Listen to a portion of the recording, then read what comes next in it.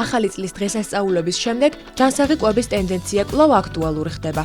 2026 წელს ეს პროცესი კიდევ უფრო ადრე დაიწყო. თუ წინა წლებში სწორი კვების მიმართ ინტერესი ძირითადად იანვრის მეორე ნახევრიდან აქტიურდებოდა, წელს მოთხოვნა პირველივე კვირაში დაფიქსირდა. სპეციალისტები ამას დღესასწაულების პერიოდში კალორიული კვების მატებას უკავშირებენ. შედეგად კი მოთხოვნა განსაკუთრებით დაბალკალორიულ და დაბალანსებულ რაციონებზე იზრდება.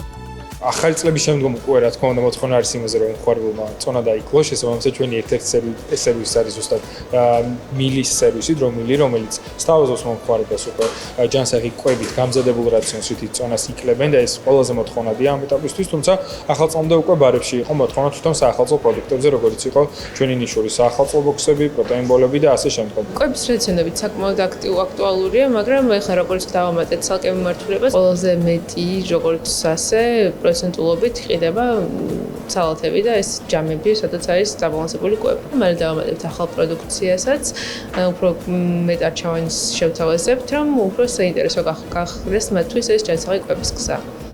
ჯანსაღ კვებაზე მზარდი ინტერესი დედაქალაქით აღარ შემოიფარგლება და ეტაპობრივად რეგიონებშიც ვრცელდება. ეს ტენდენცია ბაზრის სტრუქტურაზეც აისახება. ფართოვდება მიწოდების არეალი, ჩნდება ახალი პროდუქტები და სერვისები, რაც მომხმარებელს უფრო მრავალფეროვან არჩევანს სთავაზობს. რეგიონებში მოთხოვნის ზრდა ხელს უწყობს ადგილობრივი მწარმოებლების გააქტიურებასაც, რაც ჯანსაღი კვების მიმართულებას უფრო მდგრად და სისტემურ პროცესად აქცევს. 25 იყო ალბათ ყველაზე დიდი ტრამპლინი, რაც კი აქამდე ჩვენ კომპანიას ჰქონდა. გავხსენით 3 ახალი ფილიალი და გავედით ახალ რეგიონში, ბათუმში გავხსენით უკვე მე-5 ფილიალი.